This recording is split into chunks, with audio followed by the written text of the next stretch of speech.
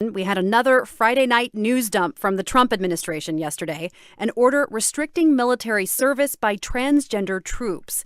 It's a revision of an earlier ban on transgender troops issued by President Trump, a measure blocked by federal courts. Some transgender members of the military who are currently serving would be allowed to stay, but there's considerable confusion about the details of the policy. A Pentagon spokesman told the Associated Press the new rules would have no immediate impact on recruiting policies because the military is still required to accept transgender people under current law. I spoke earlier with Jerry Healy, a managing partner at Military Justice Attorneys.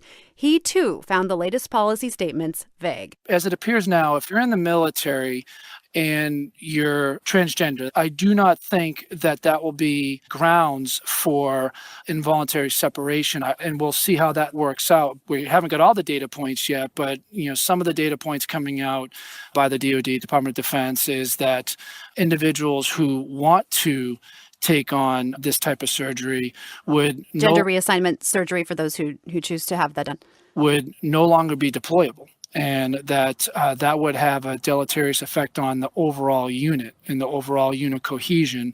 Do transgender troops really present any kind of a problem for the military?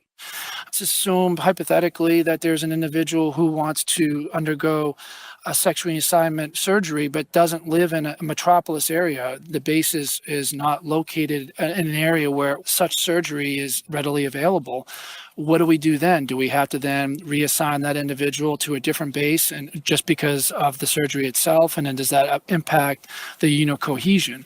So I think you can pervert a hypothetical in such a way that it can clearly show a deleterious effect on the commander unit, particularly when you're dealing with a combat fighting force like infantry. President Trump has said he decided to reverse the Obama administration policy of allowing transgender troops to serve after consulting with generals and military experts. How much of a hand did they have in developing this new policy? It is absolutely a fact that the generals, General Mattis or Secretary of Defense Mattis, and his predecessors have absolutely been looking at this issue from the homosexual, whether they could serve in the military, to the transgender, whether they could serve in the military. They have been doing quite a bit of research on the back end to see whether there's any sort of deleterious or collateral consequences or impact on the small unit to the entire military as a whole. And I certainly feel that it's only a matter of time before a state attorney general or a ACLU to sue.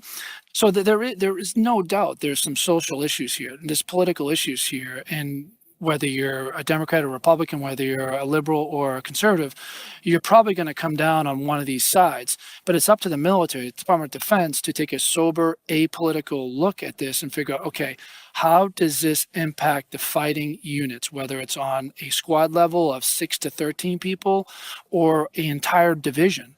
How does it affect the military? So bottom line, though, what are the chances this survives the legal challenges that are certainly coming? I don't see a bright line rule that disqualifies transgender individuals. I just don't see that holding any muster. I think President Trump, we kind of know how he does these things, whether we're dealing with military or other issues of the day. He usually comes out very, very stark with a rather radical stance and dials it back over time through negotiations. I think this is a situation where his military leaders, he will at some point defer to them as it relates to executing on his guidance, and it's going to come in far less than what his tweet portrayed. Jerry Healy is a former judge advocate general in the U.S. Marine Corps, now a managing partner at Military Justice Attorneys. Thank you for speaking with us.